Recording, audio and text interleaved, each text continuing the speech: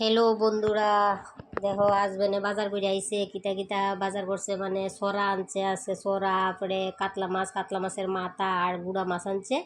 তাইলে ওখানে যেহেতু সবজি তো আর এক লগে রান্তাম না, তাইলে মাছটি রেখা দিমু আর মাছের মাথা দিয়ে দেখো, মাছের মাথা দইয়া আসে ওদের বাজার বয়ে দিছি, মোটামুটি বাজা হয়ে আছে। আর সরা দিয়ে সামথিং একটু সিদ্ধ বয়াইছি, সিদ্ধ হালকা করে একটু সিদ্ধ হইলে পরে চুলাইলাম। বেশি লেটাইতাম না, লেটাইলে তো আবার সরা একটা বর্ত হয়ে যাবো। আর ওখানে আর সরা বর্ত হইতো না। দেখো এই হালকা করে সিদ্ধ করে চুলাই লইছি, চুলাইয়ার পরে ওখানে বাইজালাম। মধ্যে বেশি কইলাম লেটা হয়েছে না, লেটা হয়েছে না, মানে বেশি সিদ্ধ করলে একবারে বর্ত হয়ে যাবে। মানে হালকা পাতলা একটু, মানে একটু সামথিং হয়ে আইলে লামাই লইতে হইব, লামাইয়া একটু চুলাই লইতে হইব। অনেকে তো মানে সিদ্ধ করে না, এমনি চুলাইলে। আমি একটু সিদ্ধ করে লইছি আর কি। একটু সিদ্ধ করলে তরকারিটা ঘন টন হয়, ভাল লাগে, দেখতেও ভাল লাগে, খাইতেও টেস্টি লাগে। এই দেখো মশলা টশলা দিয়ে সেটা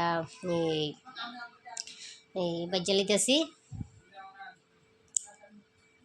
ওখানে সরা দিয়ে আর মাছের মাথা দিয়ে একসঙ্গে দিয়ে দিমু, দিয়া পরে একটু লাড়া ডাড়া দিয়া হালকা করু, অল্প একটু জল দিয়ে দিতে আমি পরে দিলাম।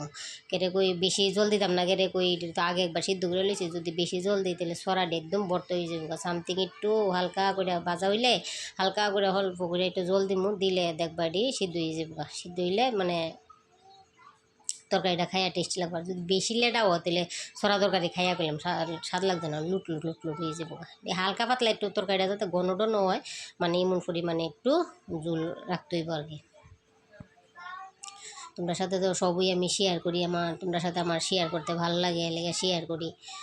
জানি সবাই তো রান্তা পারো, কেউ যে রান্তা পারে না তা না, সবাই রান্তার। এই দেখো হালকা পাতলা জল দিছি, দিয়ে লাড়া দিয়ে আবার ডেকে দিব।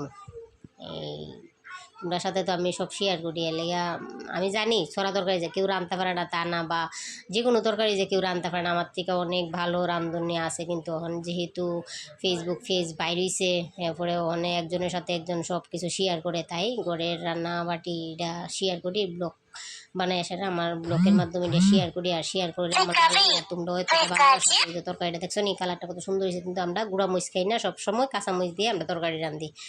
তোমরা গুঁড়া মরিচ খাইলে হালকা পাতলা একটু গুঁড়া মরিচ দিয়ে দিও। এই দেখো গুঁড়া মাছটা রান্ধা রয়েছে।